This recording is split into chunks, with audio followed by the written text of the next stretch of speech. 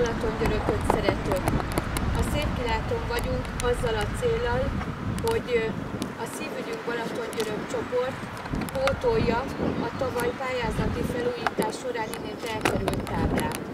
13 éven át örvendeztettek meg minden erre járót Ötvös Károly szavai, és egy év alatt nem sikerült helyére állítani vissza a régi táblát. A településen alakult egy aktív közösség, egy tenni akaró közösség, akik szívügyüknek tekintik, hogy pótolják ezt a hiányzó idézetet. Azért szeretjük az idézeteket, mert az íróköltők nálunk jobban tudják kifejezni azt, amit mi is érzünk, gondolunk. Szeretnénk a településen több hasonló táblát kihelyezni, és ha rajtunk múlik, ezt meg is fogjuk tenni, mert szívügyünk Balatongyörök.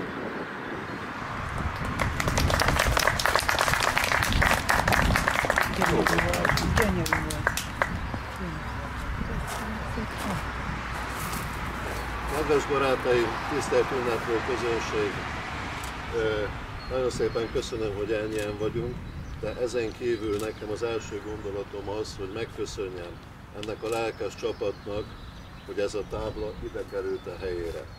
Egy kicsit büszkeséggel tölt el, hogy én is ennek a csapatnak a része lehetek, mert azért úgy érzem, hogy ez nagyon-nagyon méltó teljesítmény a mai naphoz, és méltó teljesítmény Ötvös Károlyhoz is.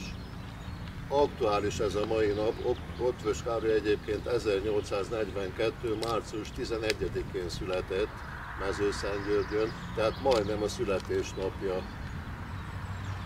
az a nap, de hogyha viccesen mondanám, akkor a 8 napban még beleférünk, hogy ezúton is tisztelegjünk Ötvös Károly emléke előtt.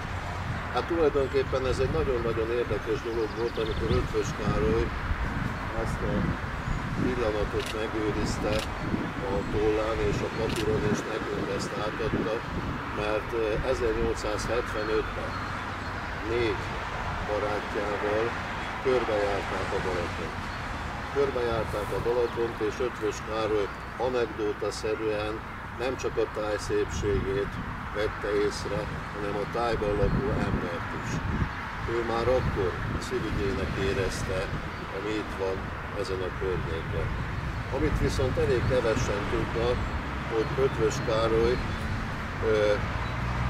nagyon-nagyon híve volt a márciusi forradalomnak és a 48-49-es szabadságharcnak. Olyannyira, hogy amikor az Almási Nedeczky féle összeesküvés volt, akik lázadtak a rendszer ellen, változtatni szerették, meg szerették volna változtatni azt a világot, ami akkor volt a 49-es megtorlások után, akkor csatlakozott ehhez. Az Almási, az a Tiszántúlon lett volna ennek a feladatnak a kormány biztosa, Nedeczky viszont itt lakott mögöttünk a Fekete Kastélyban. Nagyon sokszor jött ide hozzá Ötvös Károly, aki akkor 21-22 éves fiatalember volt, és beszéltek és változtatni akartak az ország sorsán.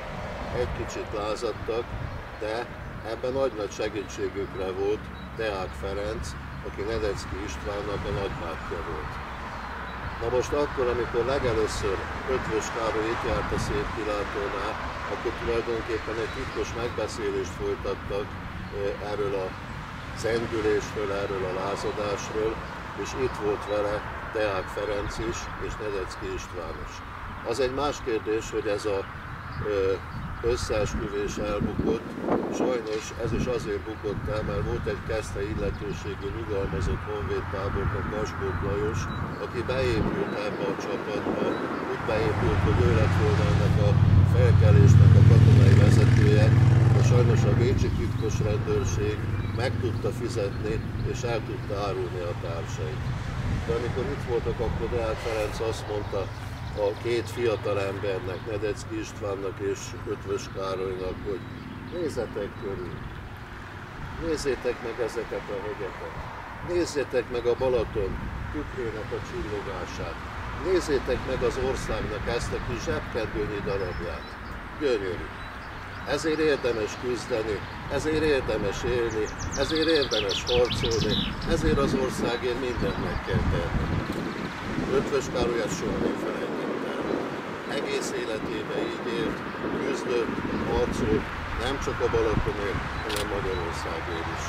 Én úgy gondolom, ez az üzenet. És Ötvös Károly életútja és működése méltó példa előttünk. Mi is tegyük ezt, ameddig lehet, harcoljunk, próbáljuk meg megváltoztatni azt, amit meg lehet, normális körülmények között. Én tudom, hogy ehhez hatalmas erő, hatalmas szív, hatalmas lelkesedés és nagy kitartás kell.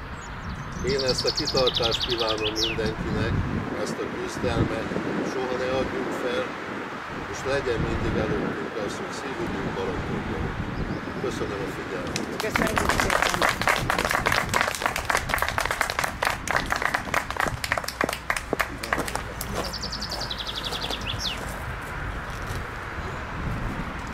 Ötvös Károly utazása Balaton körül részét.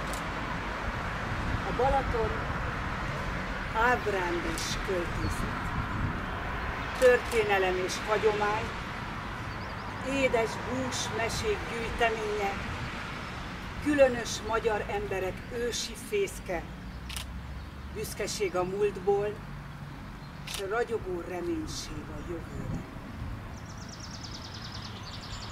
Mikor Meszesgyörök irányába értünk, a nap már nyugodni kezdett.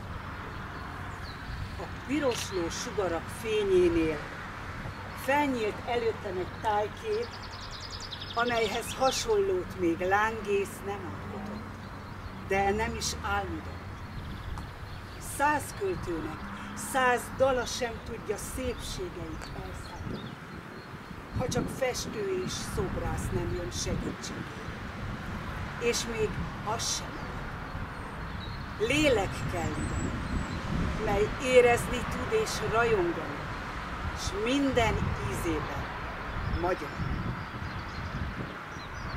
Sohasem felejtem el azt a pillanatot, amikor én ezt a tündérországot megláttam. Sejtelmem sem volt arról, minő szépségek tárulnak elő. Mi ez? Megálltam, mintha lábam gyökeret vert volna. Lelkemet bámulás, gyönyör, ihlet, kimondhatatlan érzés ragadta el. Soha se álmodtam ilyen szépséget. Soha se láttam, soha se hallottam, soha se olvastam ehhez hasonló történetet. Kúpok fénylő orommal, szőlőhegyek zölden ragyogva, erdők, mezők, aranyvetések, 100 falu, 1000-nyi hajlék, csárdák, malmok, útszéli sorfák, várkok és fehér házak és magas bért. A Balaton, mintha rám nevetne, és az a nádas, mintha nekem súgna. Van-e még így ragyogó föld több a kereknél?